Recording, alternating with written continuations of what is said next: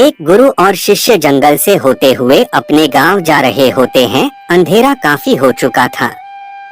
शिष्य ने अपने गुरु से कहा कि गुरु की काफी रात हो चुकी है, अगर आप कहे तो आज की रात यही आसपास के किसी गांव में गुजार ले। गुरु जी ने अपना सर हिलाया और वो आसपास के गांव में एक छोटे से घर के पास जाकर रुके।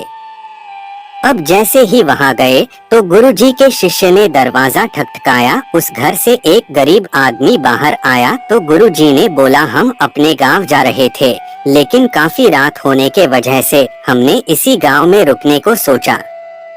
क्या हम आज रात आपके यहाँ रुक सकते हैं?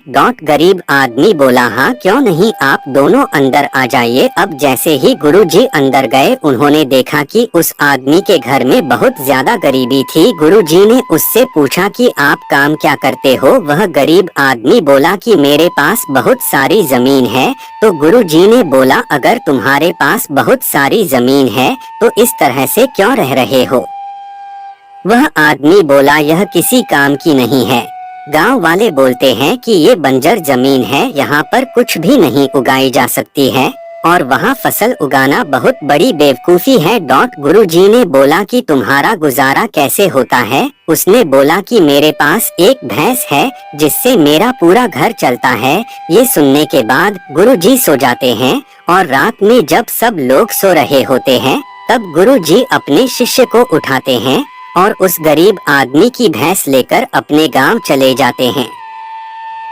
शिष्य अपने गुरु से पूछता है कि गुरुजी कहीं आप ये गलत तो नहीं कर रहे हैं? उस गरीब आदमी की रोजी रोटी इसी भैंस की वजह से चलती है। तो गुरुजी अपने शिष्य की तरफ देखते हैं और मुस्कुराते हुए आगे बढ़ जाते हैं। उस बात को तकरीबन 10 साल गुजर जाती है और जो गुरु का शिष्य था वह बहुत बड़ा गुरु बन चुका था। तो एक दिन उन्हें उस गरीब आदमी की याद आती है कि मेरे गुरु ने उस आदमी के साथ अच्छा नहीं किया था, मुझे एक बार चलकर देखना चाहिए कि वह आदमी अब किस परिस्थिति में है।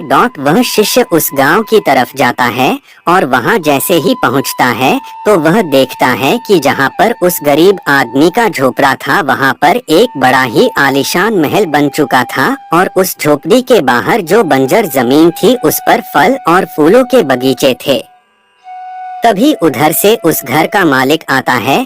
शिष्य उसे पहचान लेता है और उस आदमी को बोलता है, तुमने मुझे पहचाना? मैं अपने गुरुजी के साथ आया था, हमने एक रात के लिए आपके यहाँ रुके भी थे। वह आदमी उसे पहचान लेता है और बोलता है कि उस रात में आप कहाँ चले गए थे?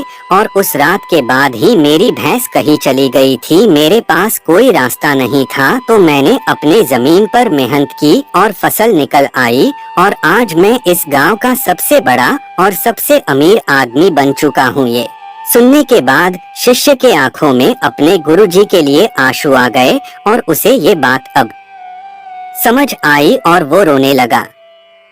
इस कहानी से हमें ये सीख मिलती है कि हमारे अंदर ऐसी बहुत सी टैलेंट छुपी हुई है, लेकिन हमें कोई ना कोई चीज रुका कर रखी है। वो आपके फैमिली वाले भी हो सकते हैं, आपको जॉब भी हो सकती है, कुछ और भी हो सकता है।